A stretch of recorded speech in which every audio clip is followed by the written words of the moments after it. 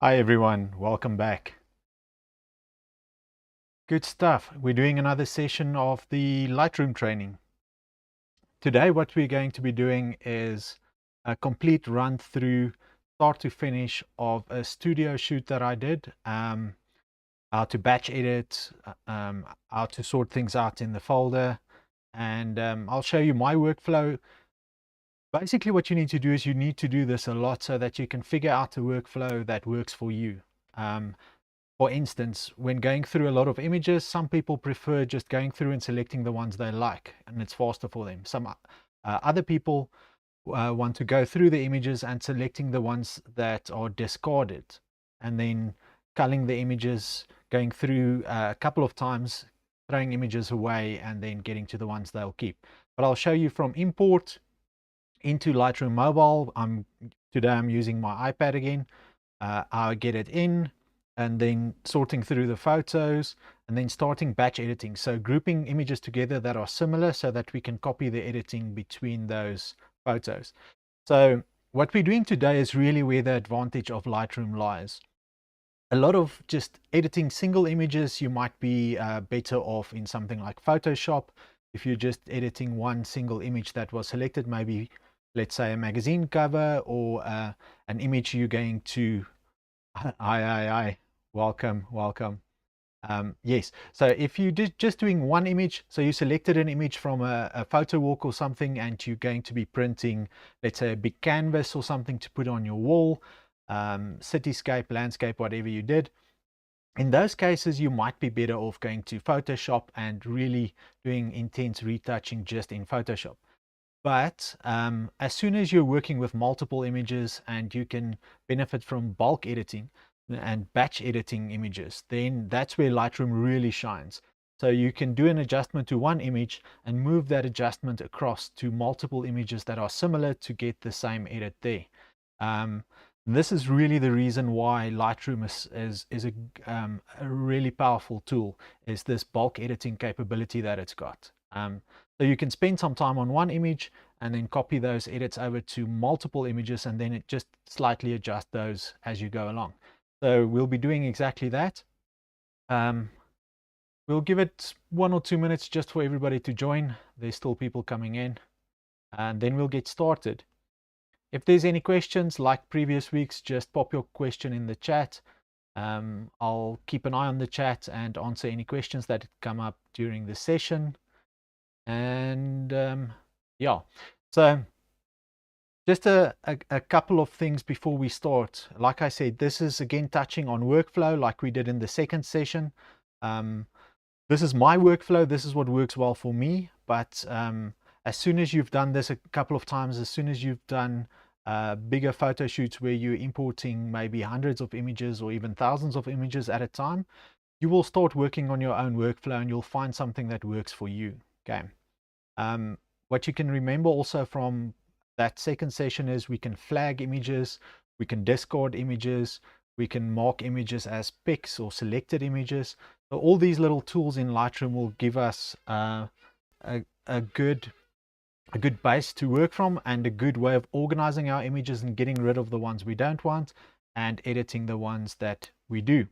Okay, so the background to this shoot is it was a studio shoot, and we've got a couple of images that I've imported, and we're going to look through them, sort them out quickly, and then start batch editing edits to all the different images. Okay, so I think, what time is it? Let's see if we can start. So we'll give it 1 more minute and then we'll start with the edits. Okay. So we've got a selection of images. They were lit pretty moody and contrasty. So you'll see the images now as soon as we start. And let's hop into the edits. Okay. So this is my iPad screen, and I've just imported from the SD card straight into my iPad. We've got 32 images left that I've got as selected or possibly selected images, so that these 32 is sort of my first selection. Now we can go through and just throw maybe a couple more away and then start editing these to be able to deliver them to a client. Okay, so like I said, studio shoot, a bit of moody contrasty light. That was the idea for this shoot, and we'll start going through. So you'll see there's a couple of different setups, couple of different lenses that I used, and in this we'll just keep the ones together that look similar and edit them as batches, which I'll show you just now. So for a start, what I like to do is I like to, in the grid view, zoom in as far as I can, as far as possible, to get the images as large as possible at this stage. So I've already thrown out the ones that maybe the lighting wasn't good or the composition wasn't good. So these are the ones that could potentially be good, and we're just sorting out some of these. Okay, so those first 5 I'm pretty happy with. The next couple we can maybe throw a few out again. I would say we've got 2 pretty similar ones. I would say probably this one can go as well. So I'm just gonna, if you look at where this little red dot is, we've got a little select flag. So I've selected these 32 images beforehand as the possible ones I want to edit, and right now what I'm going to do is just untick that select flag. What will happen in the grid is that image is now gone. Why is it gone? I've put my filters on. So right here at the top, we've got this little filter button. It looks like a little funnel. The funnel is your filters. If I tap that filter button, you'll see that right over here, the selected flag is selected. So what that does is it only shows me in this grid view any images that are selected. So now going into a specific image and clicking that select flag means I unselect it. So it's no longer selected and it will disappear from this grid view. I can get it back if I just change my filter. But in this case, I'm just working on the images that I'm choosing as my final images to deliver. Okay, so we can get rid of a few more, I think.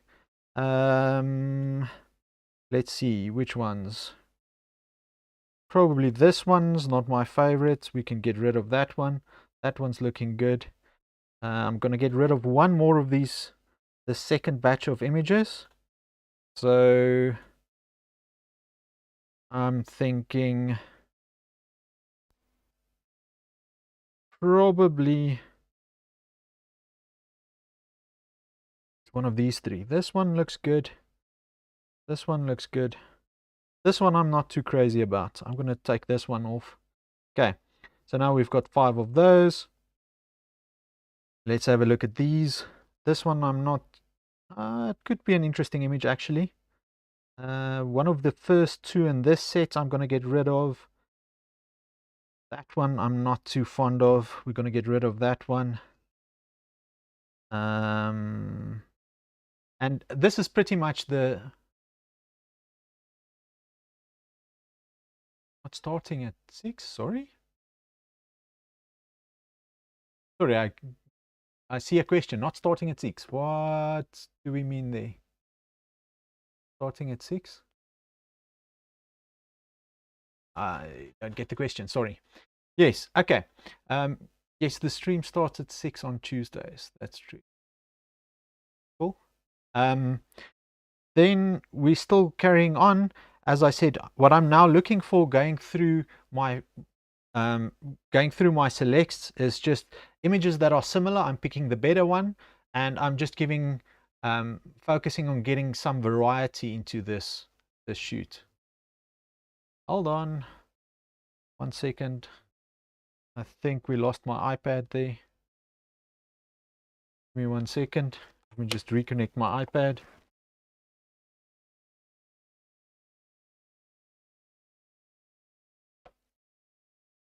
It should be back in a second.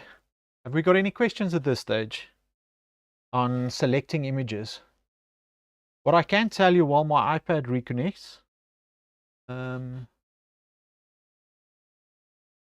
Hello. There we go. iPad's back. Just maybe to give you some background at this stage is you'll see all these images are black and white. Okay. None so far. Good. Thank you. Glad you're happy. So you'll see all these images are black and white. And one of the reasons for this is, especially when I'm doing some moodier, contrastier light, if an image is black and white, it's easier to see the shadows and the highlight detail on that specific image. Okay. As soon as I take a color image, and I'll show you an example. So let's say we change this image to color, which we're going to do now. Adobe Color. On the color image, the color, especially if the clothing was maybe colorful or had patterns on, it's harder to see the shadow and the highlight detail. The colors very often can be quite distracting, and you think an image is looking good, but basically in the image, you're missing something on the lighting. So very often in studio, what I would do is I would switch my camera to monochrome or black and white, and that gives me a better idea when looking at the camera or at my iPad. If I'm connected while shooting, I can see the image and I can look at my lighting ratios and my contrast there and get a better idea of where my image is at. My camera is set to save raw, so the raw file has got all the color data. If afterwards I want to go back to a color image, I can easily do so. In these, what I can do right now is I can copy this color profile over to the others if I want to make them all color again. Show you how to do that. Just one little note, if you do adjust any settings in your camera and you're shooting raw, whether you're doing photo walks, street photography, portraits, landscape, whatever you're doing, if you're setting settings on your camera like white balance, like contrast, sharpening, the color profile, the color profiles being either black and white or one of the color ones like vivid, natural, portrait, whatever the profile is you select on your camera. All these things, if you're saving a raw image, is also saved into that image, but it's not baked in like you would find with a JPEG. So the difference here is, if I'm saving a JPEG black and white, my color data is gone, I can never get it back. But if I'm saving a raw image and also telling that making my camera save that I had it in monochrome mode, it will just save that information that I had set on my camera, but it won't be baked into the actual data of that image. So that means I can also always reverse it. So I can change things like white balance, I can change things like sharpening, and change things like the color profile after bringing it into Lightroom. Lightroom, if I set my import settings, and that I can show you right here, we're going to the little 3 dots in the corner, and we're going to not here, we want to go back to our grid view, the 3 dots in the corner. We can go to app settings right here at the bottom. Okay, there we go.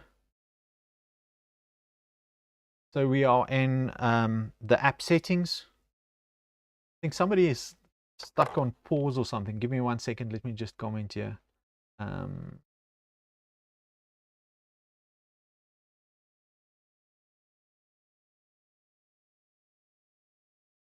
1 second.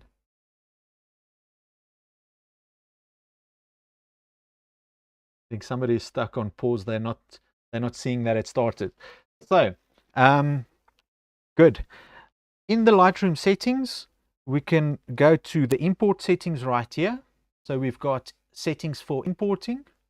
If I select that, you can see you can do things like adding your copyright information to the image. So every single image that comes in that you import from your SD card, inside the metadata, inside that file, the copyright data is included in that. Okay, and then at the bottom you can see it says raw default. What does raw default do? Raw default gives you the import settings that is applied on every single raw image that comes in.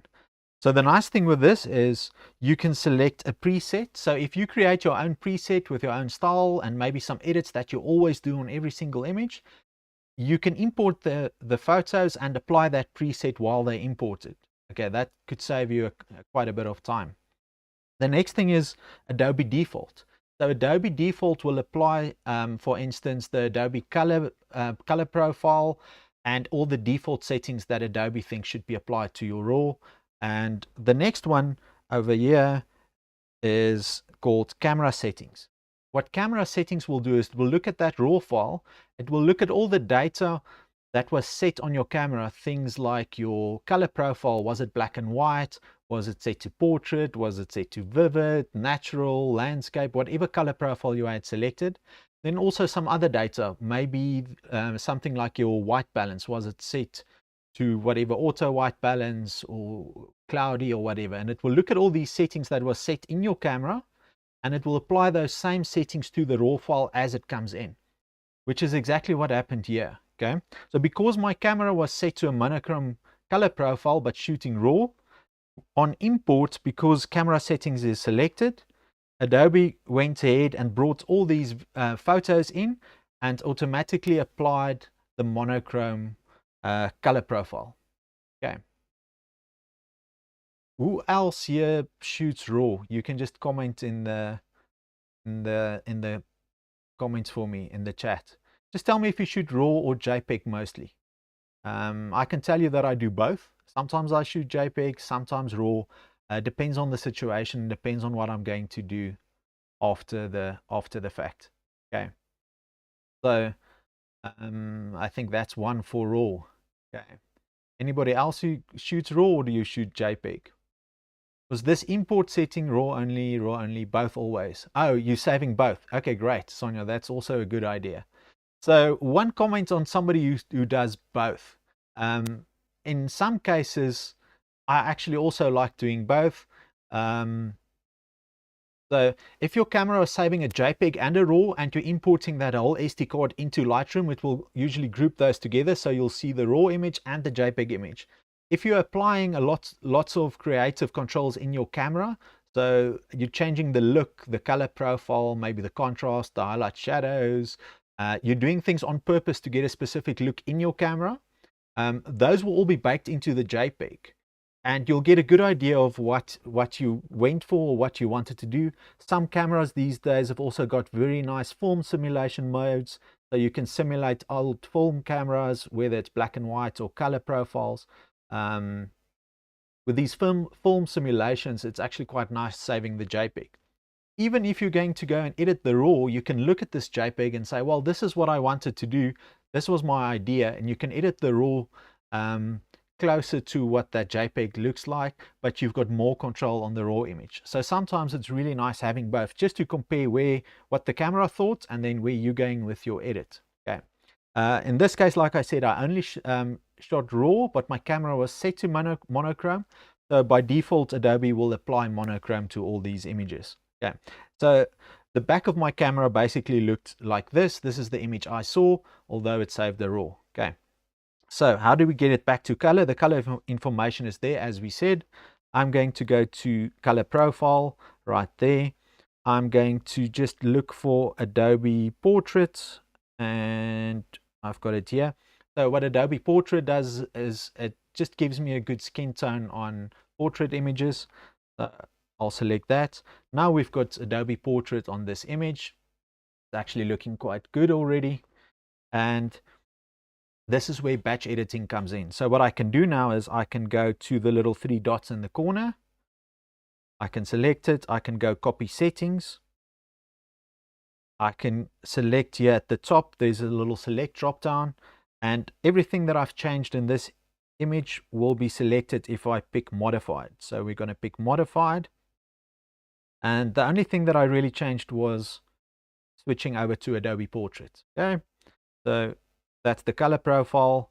I'm selecting it. So now it's selected the color profile of this specific image. I can go to multiple images. In this case, select photos, select all 28 of them, and I can paste this color profile to 28 images. So what Adobe now does, or Lightroom now does, is it goes through all those images. It runs through. It's a little bit faster if you're doing it on a bit more powerful PC. On the iPad, it takes a little while. So it's just going to run through and apply that color profile to all these images. Okay. Which means all my images will suddenly now be back to color. Okay. Let's give it a couple of seconds to do that.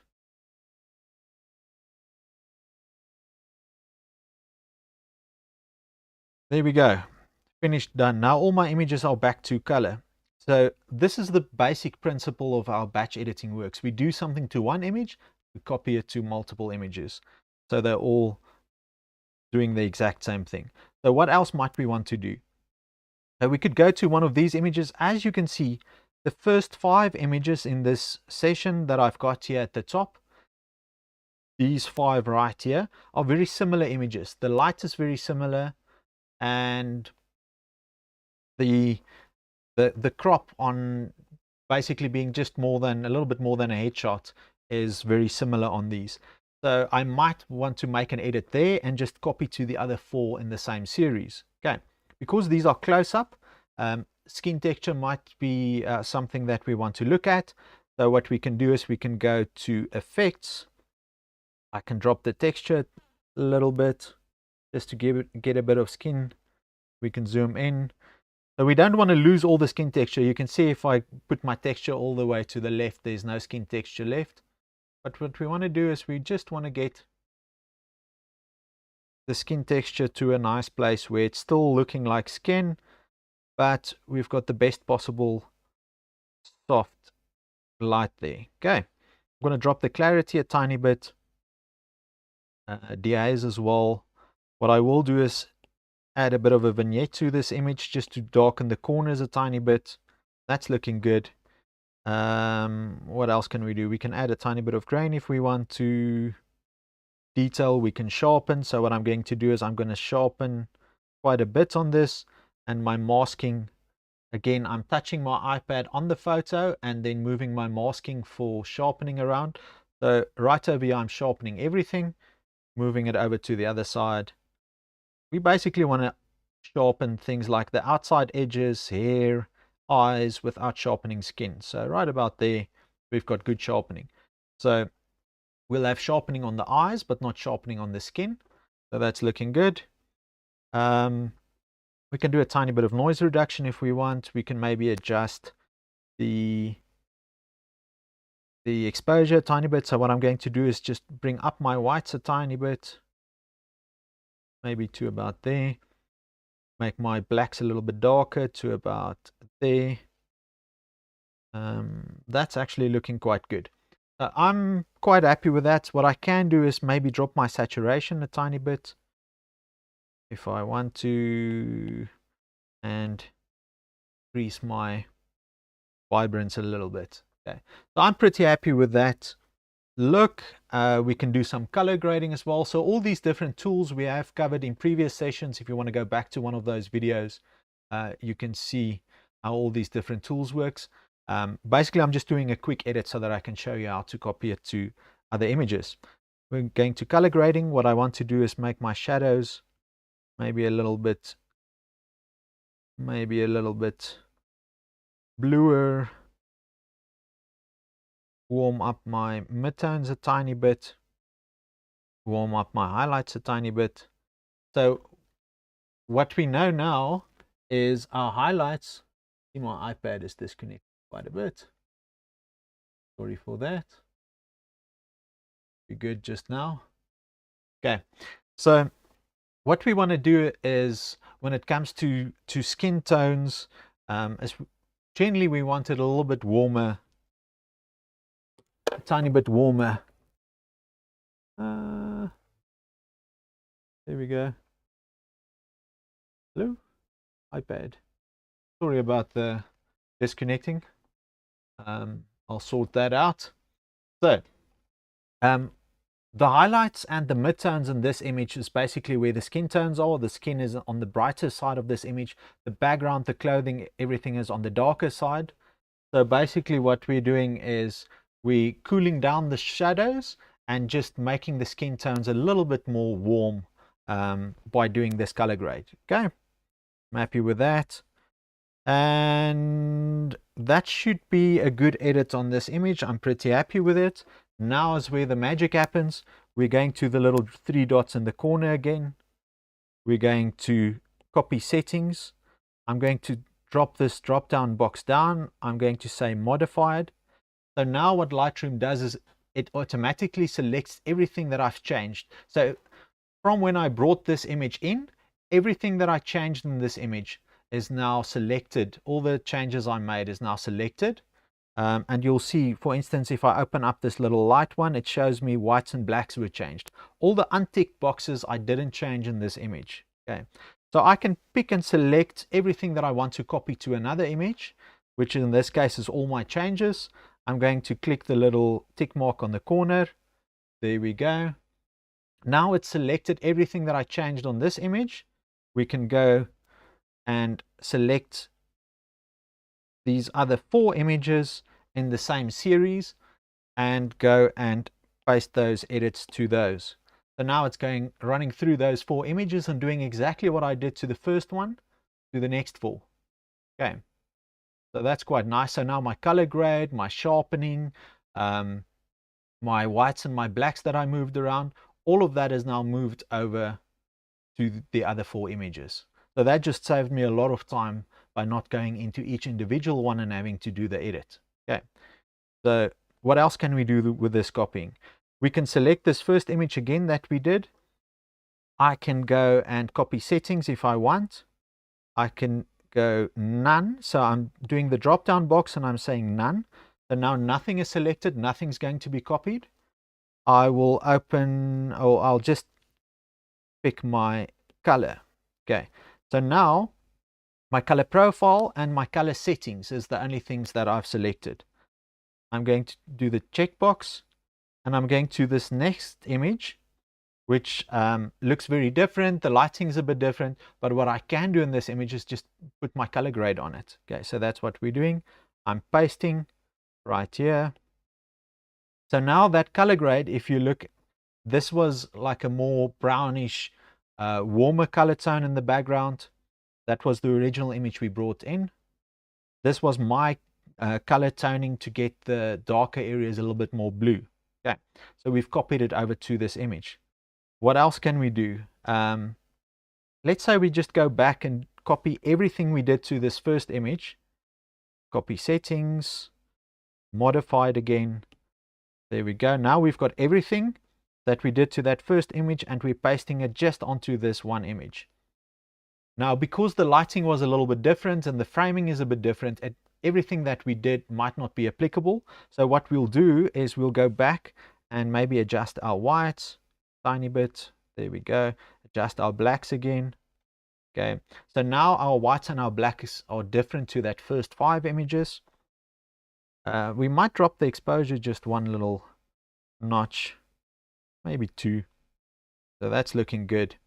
Maybe not that much. Okay, so now we've adjusted this one. What we've also done on that very first image, if you can imagine, the amount of pixels on the image, because it was a close headshot, the skin took up a lot more of the image and there was a lot more detail on the skin. So in this image, face is a lot smaller part of the image because it's a full-length shot. And basically what we want to do with this specific image is not have as much skin softening because it's now overdone. So our skin softening is overdone because the face is a lot smaller. So we go back to our effects. Now we do a lot less texture, less clarity. The other 2 can probably stay as they are, so we'll leave the rest. Now we've got better skin softening for this specific image. Okay, now we're happy with this one. I'm going to do the exact same we did previously. Copy settings, modified. We'll select it. Now we'll go back to all the images, select images. I'm going to select the next 4 that are very similar to this one we just did, and I'm going to go paste. And again, Lightroom is going to save us a lot of time and just do that same edit on all of them. And that doesn't stop me from then opening one of them individually if there's something else that I want to do there and just editing that. But doing these bulk edits where I'm copying things like my color tones and things just saves me a lot of time in editing. Finding similar images and doing batch edits on those. Okay. We've got a question. Any advice to get the white balance right so that the skin tone looks as desired? Yeah. I'm not sure. There's a little bit of a tone difference to what I'm seeing in my video software to what I'm seeing on my iPad. So first question, tell me if the skin tone you're seeing in the video looks natural in this shot.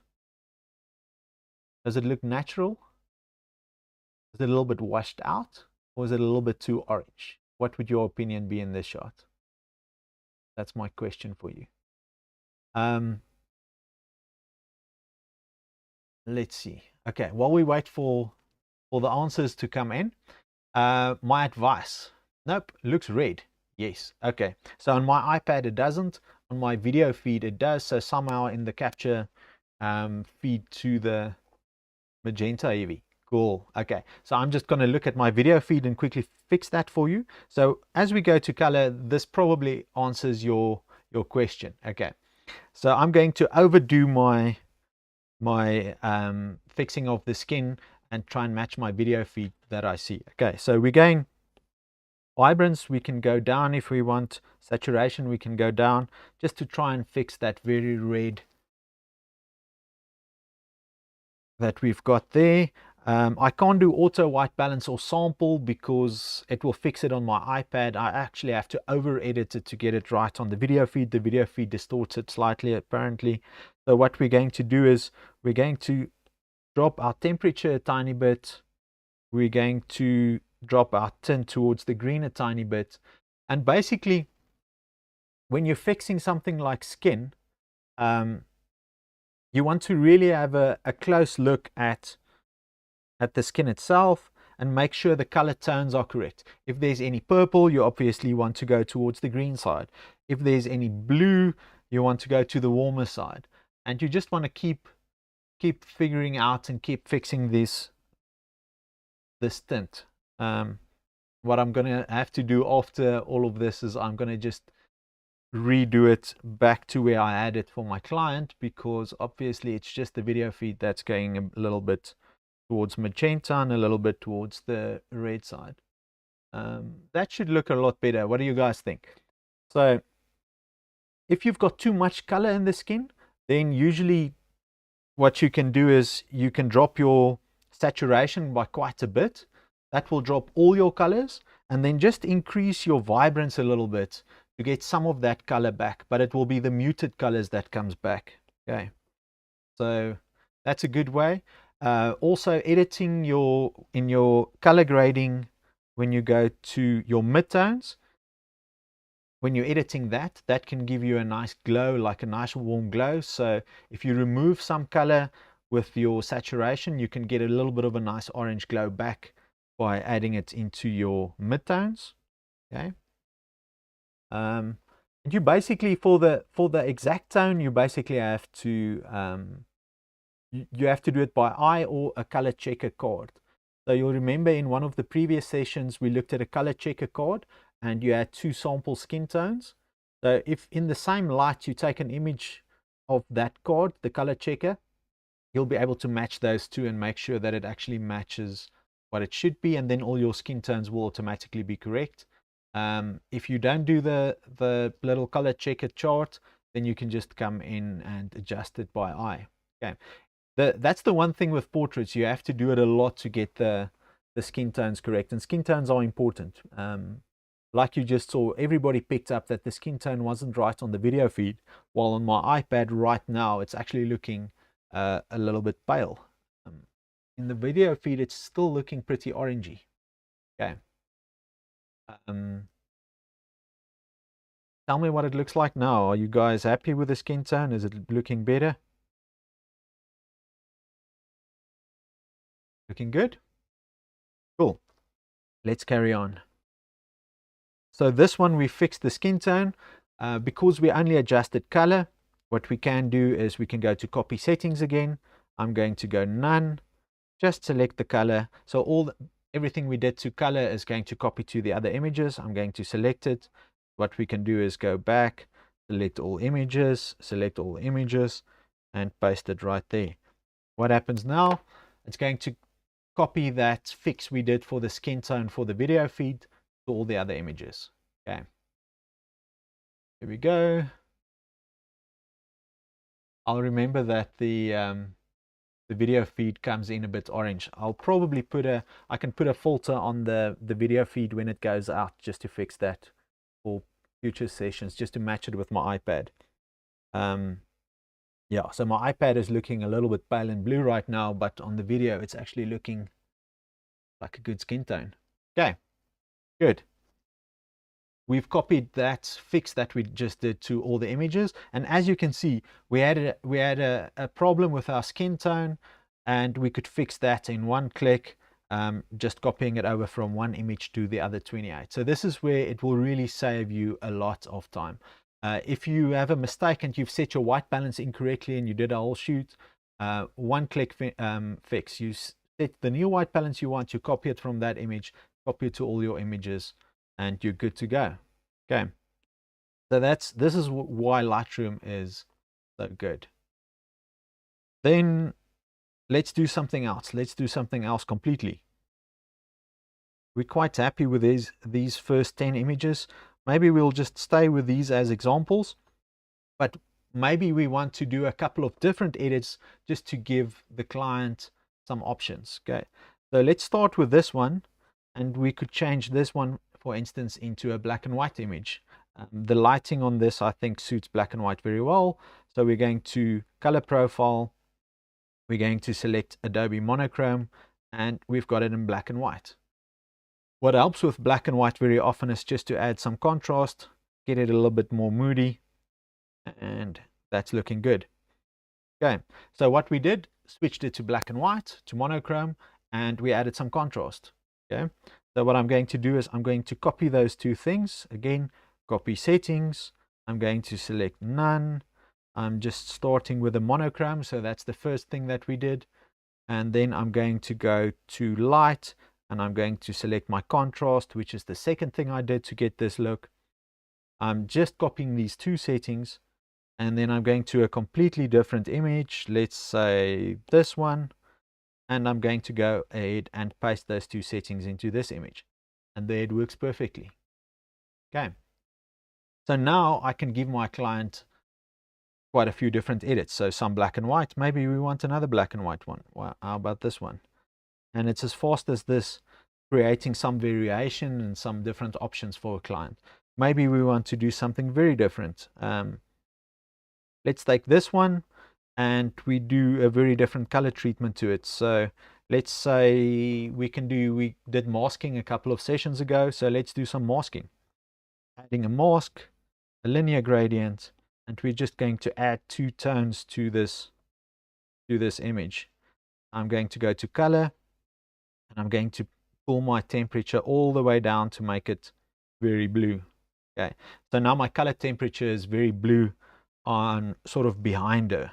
Okay, and we're going to do a similar thing for another linear gradient. Now I'm going to warm it up quite a bit on this side.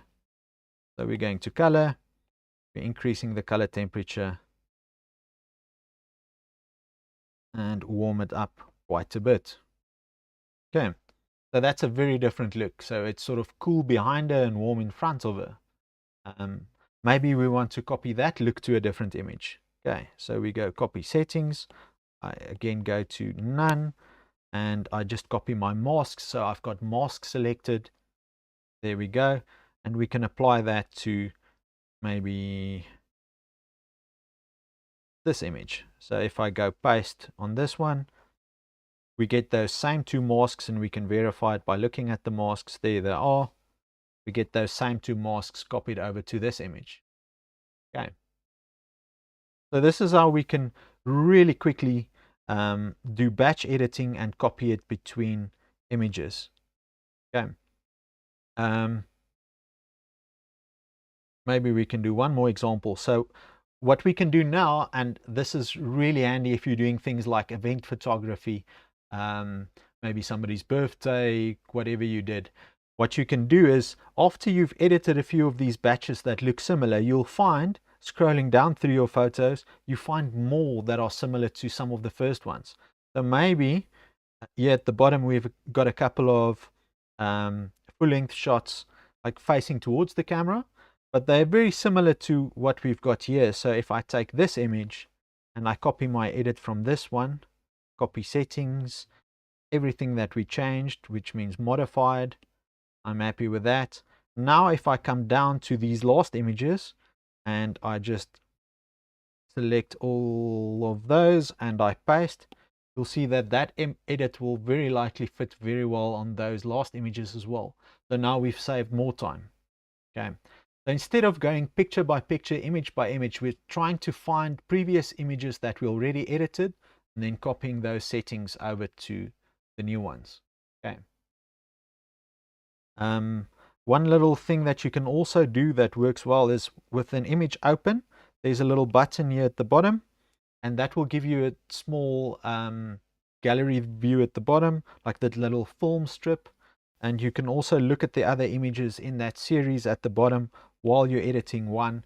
Sometimes that helps making decisions which image to edit in different ways. You can open up or close that little film strip. Okay. Next week, just so that you know, next week we are doing presets. So that's another way of doing big batches of images. Or if you find yourself doing the same exact thing over and over and over in Lightroom from shoot to shoot, there's a couple of things that you always tend to do, then it's very nice to then create your own presets. So we'll look at creating your own presets, using presets, applying them, and also how to import presets if you're getting it from somewhere else. And some thoughts on why some presets that you might get from external sources might not be the best for you. We'll look at why some presets look bad on your photos, but they might work for somebody else. We'll just look at presets. So that's the next way to do batching. But this is a one way to get quick edits for a client, is just to do all these batch edits. Any questions at this stage?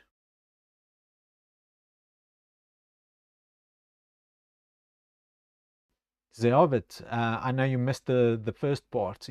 Have you got any questions joining late? I'm happy to review anything that you might have missed.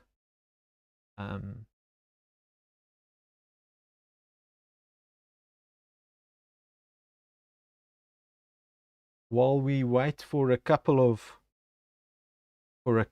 questions, I'll show you something else. Let's say, for instance, in this image, I just want to brighten up the eyes a little bit. What I'm first going to do is, this one we've done no editing on. So what I'm going to do is find one of these first ones that I like. I'm just going to go and copy the settings again, modify it. There we go. I'm going to apply it to this one that we had. And that's a good start. So now I don't have to go and adjust all those skin settings and things that I did already. We've got it all there. My color grading, everything is in. So I'm happy with this. I'm happy with this image. Let me just show you. So this is the image that we're going to have a quick look at. What I did was I went to one of these first ones. I copied all my settings. I went to one of these last ones and I just applied all those settings. So now if I can see something on this image, for instance, in this one, eyes are a little bit dark. I can, for instance, just do a little radial gradient right there, just as a quick fix. Lift my exposure and lift my shadows quite a bit. Now I've got eyes that are looking a little bit better. Okay, I can also edit the two individual eyes if I wanted to, but that's already looking quite a bit better than what it was. And I can go again, copy settings, everything modified, which now will include that mask that I just did. And I can go to another one where the eyes are a little bit dark. I'm going to paste my settings, and this is what I want to show you. As I paste them in, my brightening of the eyes are actually in the wrong spot. So it copied those two masks exactly over, and I have to go to my mask, or that mask that I used to adjust the eyes, and I have to just make it fit that eye area again in this image. Okay, so now even brighten this one a little bit more than the other one. So now we've got that mask again in the spot where it should be. So that's just the one thing when you're copying masks over. If it's the AI or artificial intelligence masks, you need to recalculate those masks. There's a little button. You just click recalculate on the image you copy to. If it's a mask that's specific to a specific place, like eyes, you just need to move them again. Okay. You have to bump up your shadows considerably for your pics. Does this mean my metering is off when I shoot? Yeah, that's a good question.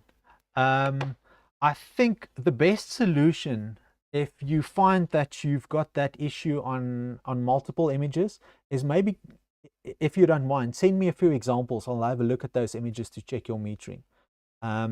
Metering is a very interesting subject all by itself, and we can have a whole session on it.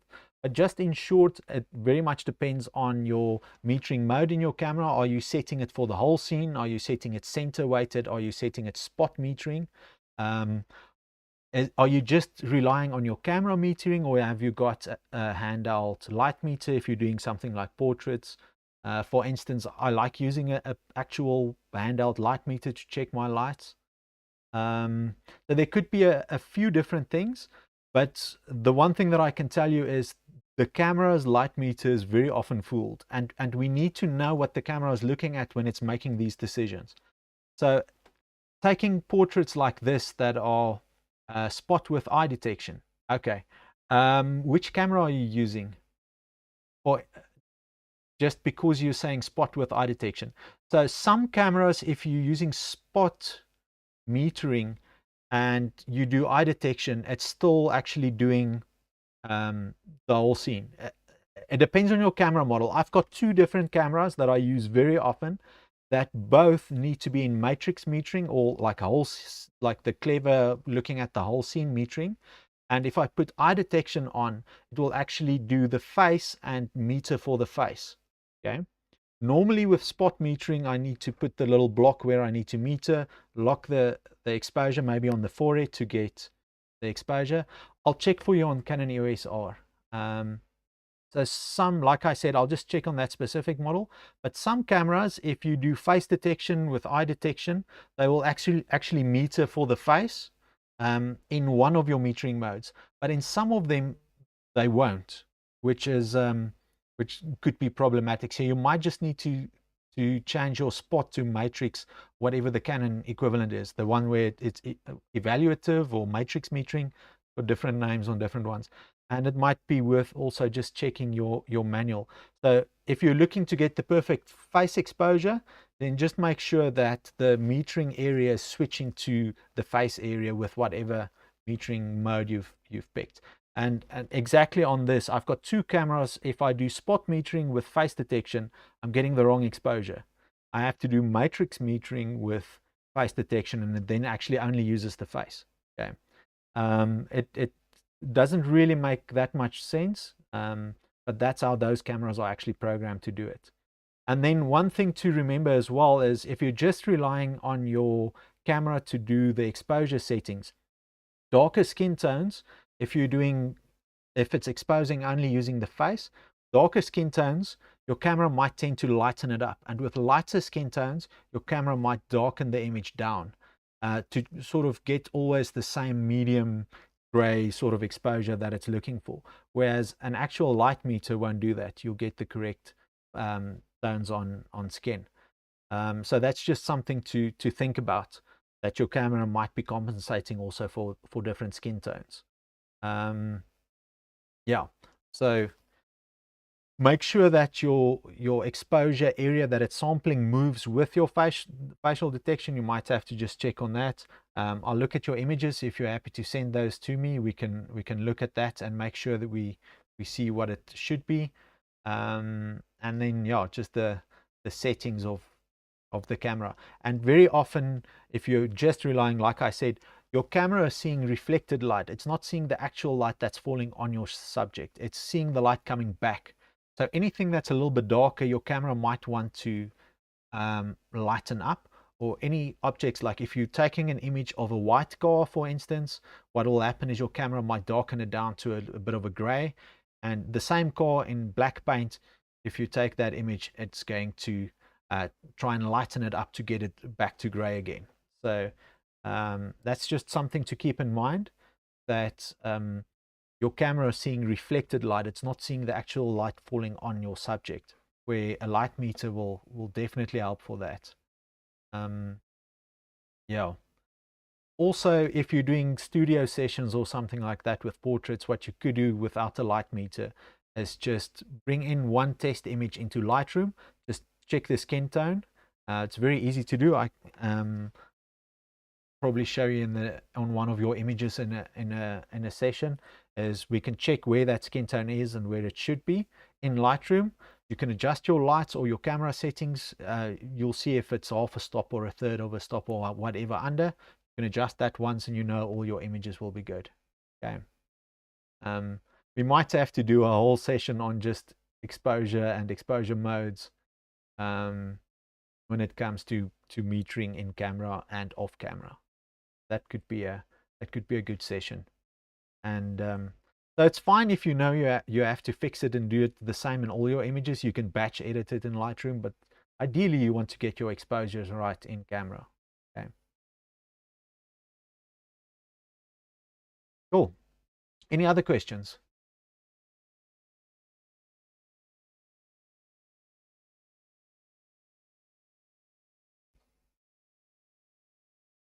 I'm going to give it a second for questions. If anybody else has got questions on metering, who doesn't know what the metering modes on their camera does?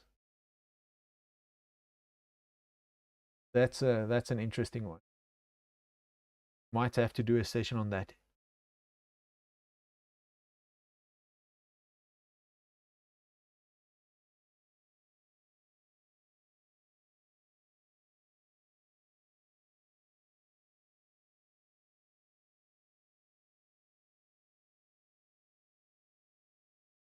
Everybody good? Good. I hope you're going to be using batch editing to save yourself a lot of time. That's always good.